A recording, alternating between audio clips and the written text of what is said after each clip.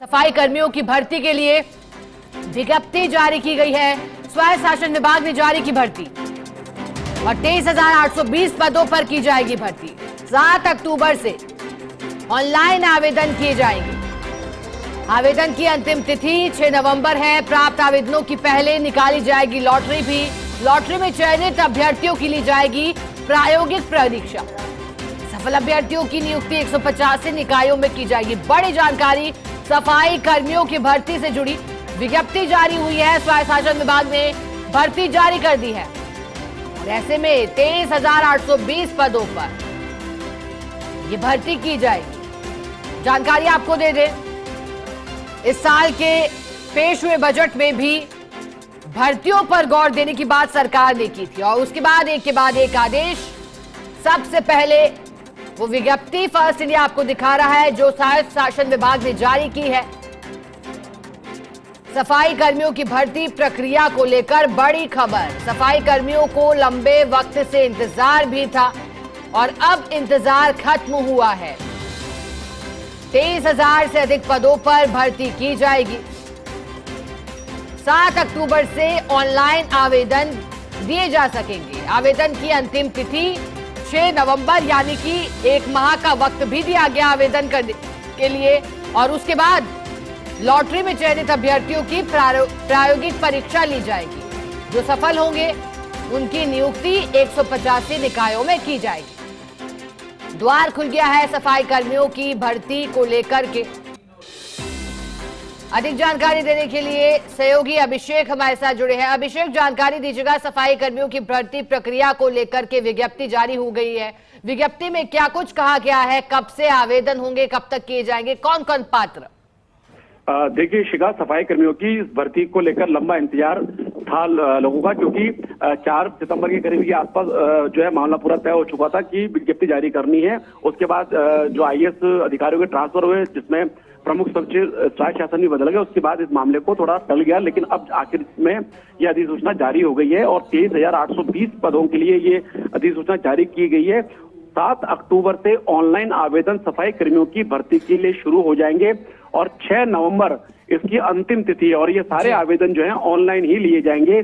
जो भी आवेदन आएंगे उनकी पहले लॉटरी से उनकी लॉटरी निकाली जाएगी। उस लॉटरी में जो चयनित अभ्यर्थी होंगे उनकी प्रायोगिक परीक्षा ली जाएगी। और शिखा, इस भर्ती में सबसे बड़ी बात यह है कि जो पिछले दिनों जो सफाई कर्मचारियों ने हड़ताल की थी, उनकी जो मांग थी, उस मांग को इस भर्ती में रखा गया है। उनकी मांग यही थी कि जो सफाई कर्मचारी हैं जो कि निकायों में काम कर रहे हैं, उनको प्राथमिकता दी जाए।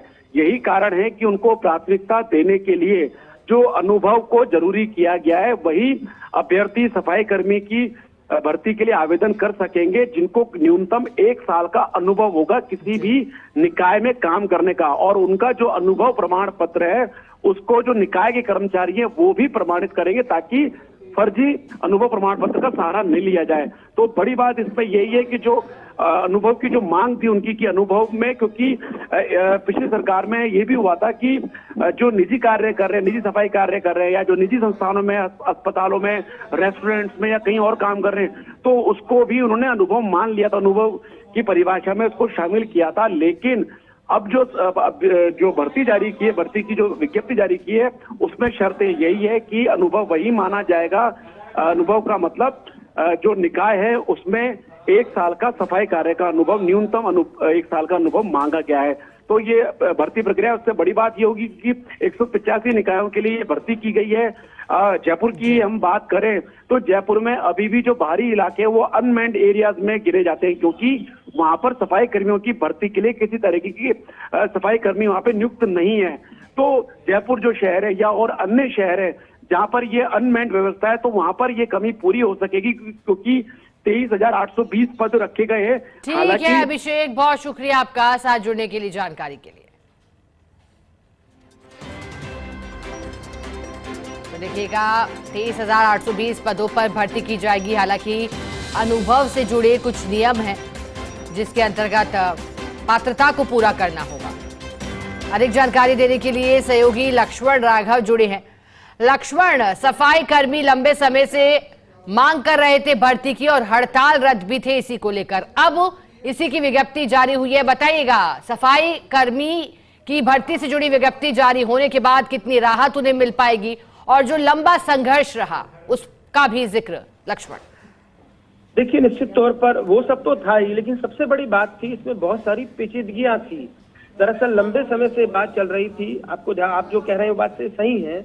उसके बाद प्रशासन के सामने चुनौती थी, और निश्चित तौर पर जो डीएलबी डायरेक्टर हैं कुमारपाल गौतम, उन्होंने होमवर्क किया, उन्होंने बहुत सारी चीजों पर काम किया और ये हो पाया है। और मुख्यमंत्री दरअसल भजनलाल शर्मा चाहते थे, क्योंकि ये एक तरह से कहिएगा उनकी सरकार के सामने पहली चुनौती थी, जिससे बहुत सारी बातें हुई थी।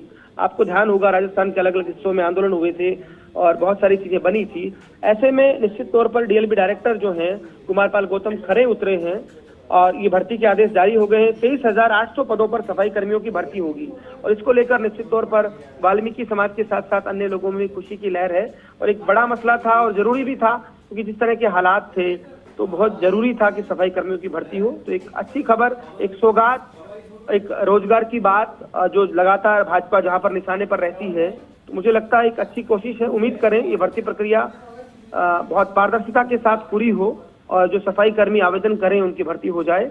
तो मुझे लगता है आज निश्चित तौर पर कुमारपाल गौतम ने वो काम किया है जिसकी जरूरत थी, जिसको लेकर बहुत सारी बातें हो रही थी। अब उम्मीद करेंगे कि सफाई कर्मियों की भर्ती की पूरी प्रक्रिया भी इसी तरह पारदर्शिता के साथ संपन्न हो।